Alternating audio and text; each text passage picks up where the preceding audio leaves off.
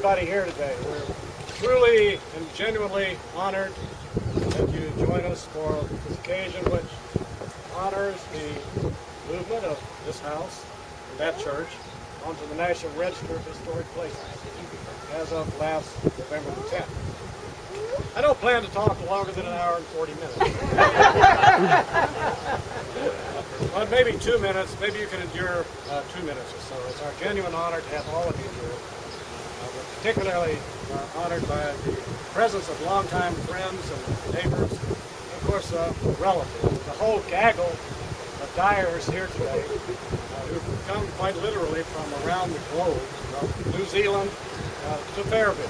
So welcome to all of you again. I think everybody's gotten a handout, a little booklet that we did, which is a distillation of the nomination to the National Register. For those of you who are gluttons for punishment, you may go online and you find a lengthier version which runs, Danny was telling me, to what, about 80 pages? Something like that. So it's a little more extensive, but it's been very profitable to undertake this particular historical research project for me personally.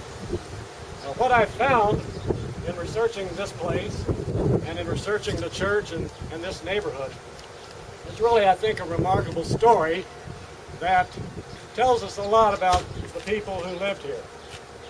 The people who not only lived on this farm, going back to 1832. 1832, this farm was opened. It was the first to be opened on the broad swath of prairie that runs from Glasgow to Grand Pass. It was opened by a man named William Brown. William Brown was a Virginian, as were most of the people who lived in this neighborhood in that part of the 19th century. Anne Brown is not a direct descendant of William Brown, but she is descended from his first cousin, Henry James Brown, whose farm abutted this one to the northeast. A famous Virginia artist and farmer who lived here 10 years. I know Anne's here. I want to add a special welcome to her and to David McCorkle. Got an email from her. She said it's been a day or two since we'd seen each other. I think it's more like 50 years or 40 years. She was 2 when I left.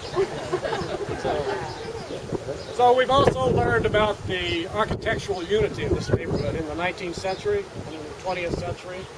This house, the church, a second house, which was a duplicate of this house, or a near duplicate on that hill, were built by the Page brothers in Marshall, C.G. Page Sr., Ed Page, Edgar Page, really exemplary builders, remarkable and talented,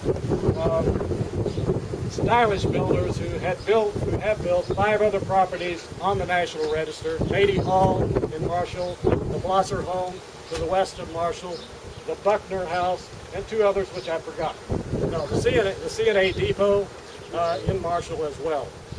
So, and the courthouse. It's just the courthouse, yes. Right.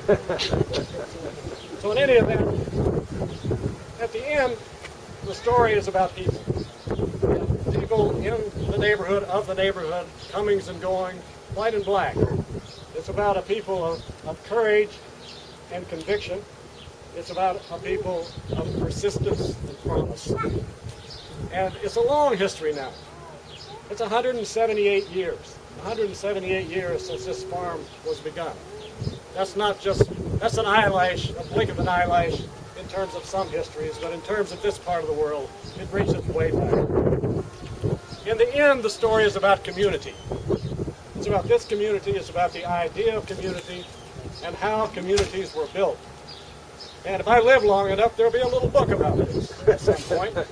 I'm shooting for it coming out when I become an octogenarian in 26 years. The church and the house and the second house now gone and other structures in this neighborhood are symbols of that community, as well as symbols of the architectural unity of the community at another time. Today is a particularly special day for another reason. It's June the 27th, 2010. On June the 27th, 1891, this house was occupied by its builders.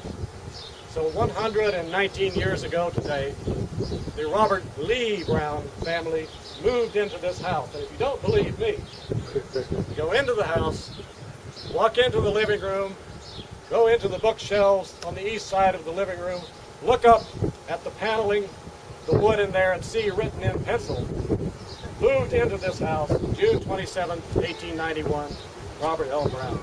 So we honor the Browns, we honor other members of this community, we honor some Dyers who've been part of this community for quite a long time, and particularly my parents who came to this farm in 1934 and bought it in 1938. That's about all I have to say, except I want to add 3 more thank yous to those that I've given to all of you. The first thank you goes to Sam Dyer. It goes to Sam Dyer for his careful stewardship of this farm while my father was in his later years, and his careful stewardship of our heritage. And it goes to Jim Dyer, who we started out to do a refurbishment. Jim turned it from refurbishment to renovation to restoration. And so the house was not in very good shape 11 years ago, and I think you'll agree that it's in good shape now, and that's Jim's doing. And finally,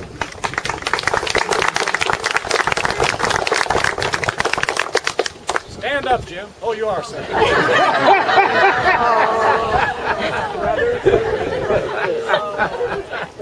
And finally, to Anna Dyer.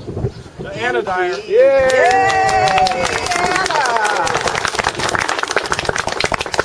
Anna turned the house into a home again.